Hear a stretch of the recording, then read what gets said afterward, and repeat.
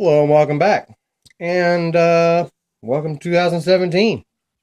Well, I figured I'd start the year off right and pick one of my favorite kinds of locks.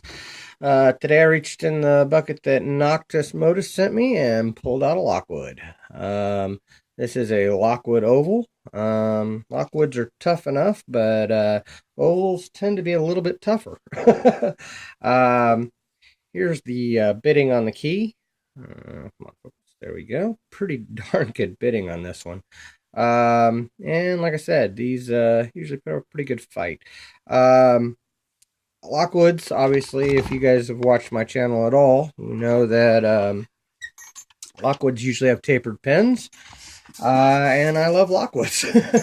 And the easiest way that I deal with them, it's kind of an interesting keyway. I don't think my 40 will fit in that. It's a little tight up top.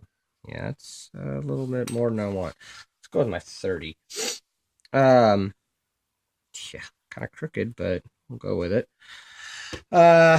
Usually, the way I deal with them, I'm gonna use a little trusty here, is I just walk them up. Because otherwise you really tend to overset. Use pretty heavy, moderately heavy tension, and search for a binder. Okay, I got a small click off of 4 or 3 there. Got another small click.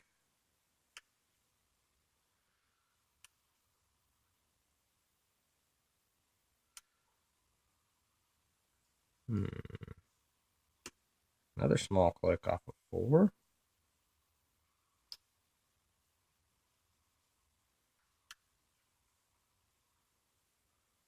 And now, like I said, I'm just walking them up slowly.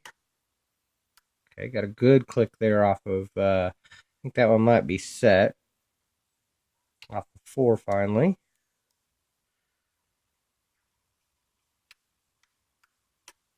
That was 3. 2 is binding. I think I'm walking him up slowly here.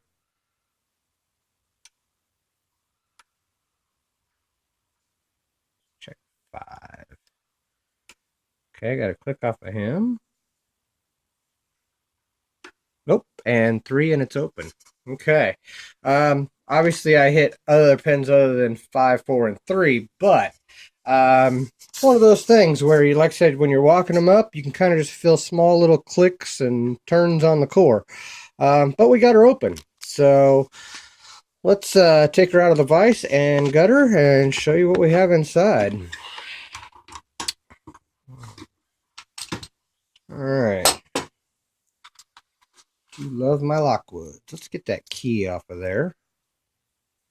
Get it out of my way. There we go. Like I said, that was pretty good. It is still picked. Now you can see. There we go.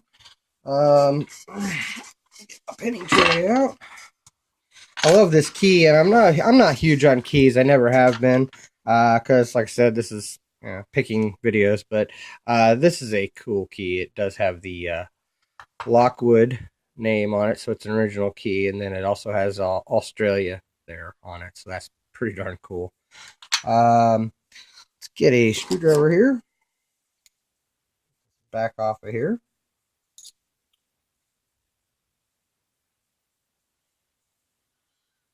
And hopefully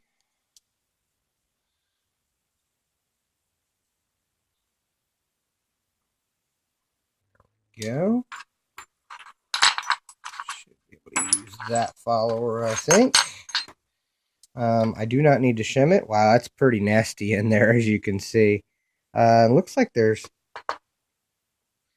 That would be an anti-bypass on the back. That's cool. As you can see, there is a... it's filthy in here. I haven't been into this lock, but you can see there is an anti-bypass in the core there, which is really cool. And that's so that when people try to stick a bypass tool in the back and just turn the cam. So that's kind of interesting. That is neat. At any rate, let's get this thing gutted here. And wow, look at that. It's filthy. It is a 6-pinner. Oh my gosh. There we go. You can see all the... Ooh, wow, that was interesting. I believe that was out of 4. Okay. Maybe 4 is low enough that I didn't need to pick it. I'll put that back in 4 and see what it is. Yep, 4 is low enough that I didn't either. Either that is a driver or a wafer. So this might have been a wafered lock. But as you can see, yeah, that was out of 4. So pull that, and then I just dropped another one. 3 fell out on me. All right. Let's dump these key pins here. Sticky in this lock. 1, 2, 3. That's either a wafer or the driver out of 4. Go. I'll be darned. And there was 2 in that one as well. And it does look like there's a serrated pin in there. Nothing done to the core. All nice and smooth. You can see it is a little bit flattened on top, but that's pretty typical of old Corbins and Lockwoods. This is rather interesting. That's a really tapered pin in 1. 2's tapered. 3 is tapered. 4 is tapered. That one is a serrated, which is... oh, no, it's not. It's wafered. But it is very tapered. That one's very tapered as well with another wafer. I'm guessing this is a master locked or master keyed lock. So with it being probably an apartment complex or whatever, with the top of that looking like that, I would imagine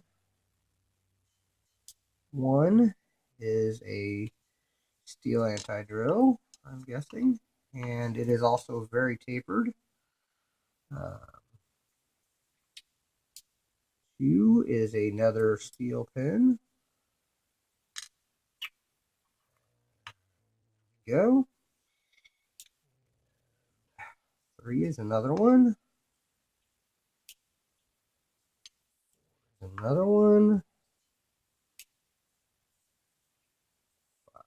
Another one. And 6 is another one. So I picked it to the first shear line, as you can see, because all of these were up top. So that's kind of good. Makes you feel a little bit better when you do that. When you pick a wafered lock.